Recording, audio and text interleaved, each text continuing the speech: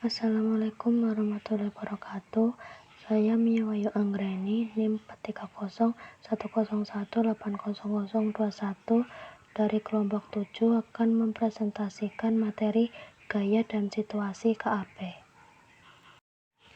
Kompetensi pribadi ini merupakan yang terkait dengan kesadaran diri, menata diri, dan motivasi diri. Dalam kesadaran diri mencakup yang pertama, kesadaran emosional, yakni kemampuan mengenali emosi diri dan efeknya terhadap relasi. Yang kedua, mengkaji diri secara tepat, yakni mengetahui kekuatan dan keterbatasan diri. Yang ketiga, percaya diri, yakni keyakinan atas kemampuan dan nilai diri sendiri. Dalam menata diri terkandung yang pertama, dorongan berprestasi, yakni berupaya untuk memperbaiki atau mencapai standar keunggulan tertentu. Yang kedua, komitmen, terikat pada tujuan kelompok atau organisasi. Yang ketiga, inisiatif, kesiapan untuk memanfaatkan peluang. Yang terakhir, optimisme, kesungguhan dalam mengejar tujuan meski menghadapi kendala dan rintangan. Dengan demikian, dengan mengingat relasi antar pribadi itu bersifat dinamis, maka kemampuan kita dalam memelihara dan mengatasi permasalahan yang muncul dalam relasi antar pribadi menjadi sangat penting. Pada saat konflik, kita ditantang untuk mampu menyelesaikan permasalahan. Pada saat darurat, kita ditantang untuk mampu bertindak secara tepat karena dalam situasi darurat. Bisa jadi relasi intim segera berubah menjadi konflik atau bisa juga menjadi bertambah intim, bergantung pada kemampuan kita mengambil tindakan tepat dalam menghadapi situasi darurat tersebut. Sedangkan kemampuan kita menjaga relasi intim akan bergantung pada kompetensi pribadi dan keterampilan sosial kita. Yang selanjutnya yaitu strategi dan taktik dalam KAP. Strategi komunikasi dalam KAP. Strategi merupakan ilmu atau skills dan seni atau art. Selain itu, juga dalam kamus dijelaskan strategi merupakan metode atau rencana. Sebagai ilmu, strategi menunjukkan adanya metode dan rencana. Namun, dalam menjalankan rencana tersebut terkadang dibutuhkan seni agar rencana tersebut bisa dijalankan dengan baik. Satu hal yang penting diperhatikan manakala kita membicarakan strategi adalah adanya tujuan. Rencana dan metode pada dasarnya berorientasi pada pencapaian tujuan. Kita menetapkan rencana untuk mencapai tujuan tertentu. Misalnya, kita menyusun rencana untuk mencapai tujuan terjadinya perubahan sikap setelah dilakukannya komunikasi. Begitu juga halnya dengan metode. Pada dasarnya merupakan cara untuk mencapai tujuan yang sudah ditetapkan. Taktik adalah penjabaran dari strategi. Dalam taktik ini, bobot seni lebih tinggi dibandingkan dengan bobot ilmiahnya. Pengalaman dan pengetahuan kita akan sangat menentukan apa taktik yang akan dipergunakan untuk menjalankan strategi sehingga tindakan kita bisa mencapai tujuan yang diharapkan. Dalam berkomunikasi, setidaknya kita mengenal ada 4 strategi dasar yang kita bisa pergunakan. Pertama, strategi penahanan. Dengan strategi ini, kita menahan beberapa informasi yang penting atau menjadi pokok pesan yang ingin kita sampaikan demi menjaga situasi komunikasi yang tetap baik. Kedua, strategi kontrol, yaitu strategi yang menempatkan kita menjadi pengontrol arus informasi. Kita berusaha mengontrol topik pembicaraan sehingga akhir pembicaraan sesuai dengan maksud kita melakukan komunikasi. Yang ketiga, kita menggertak lawan komunikasi.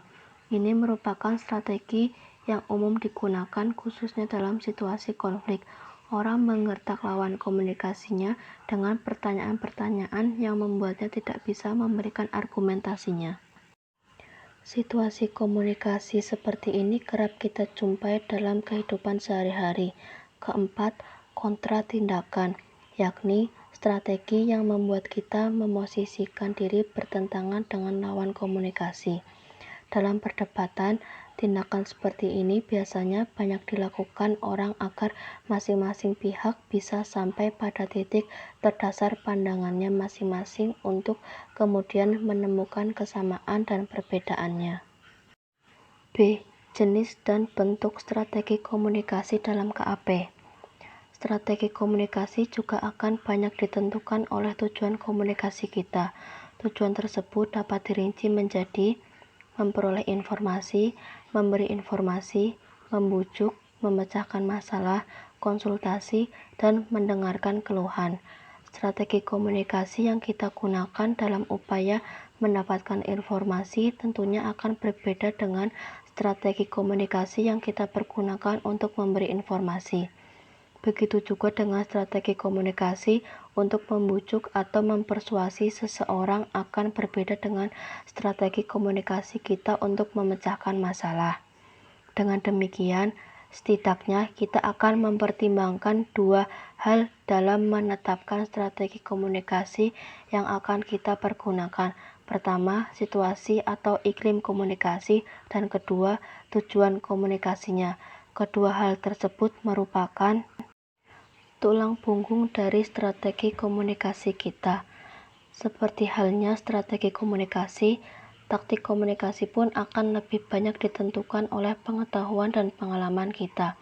Ini berarti apa yang diungkapkan di atas dengan taktik berkomunikasi bukanlah resep generik yang bisa dipergunakan dalam setiap situasi komunikasi. Kita bisa mengembangkan taktik komunikasi sesuai dengan iklim atau suasana komunikasi yang terbangun. Apabila kita sejak awal sudah meyakini bahwa situasi atau iklim komunikasi lebih banyak menentukan bagaimana taktik komunikasi yang kita jalankan dalam kegiatan komunikasi yang kita lakukan. Namun, kita pun tak bisa mengingkari kenyataan bahwa kepribadian seseorang bagaimanapun akan berpengaruh pada tindakan komunikasi yang dilakukannya.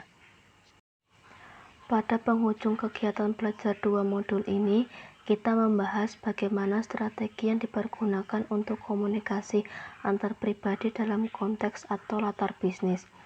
Ini biasanya dipraktikkan dalam kegiatan yang dinamakan dengan hubungan customer atau customer relation. Seperti kita ketahui, kini banyak perusahaan bisnis yang menerapkan pendekatan komunikasi antar pribadi untuk membangun hubungan yang baik dengan pelanggan-pelanggannya. Dalam konteks hubungan dengan customer tersebut, ada beberapa strategi yang bisa dipergunakan. Strategi tersebut bisa kita gunakan sebagai strategi menjalin relasi dan komunikasi yang baik dengan customer. Strategi-strategi tersebut adalah sebagai berikut. Yang pertama, strategi customer adalah raja. Yang kedua, strategi relasi. Yang ketiga, strategi produk. Yang keempat, strategi layanan. Dan yang terakhir, strategi komunikasi. Sekian presentasi dari saya. Terima kasih. Wassalamualaikum warahmatullahi wabarakatuh.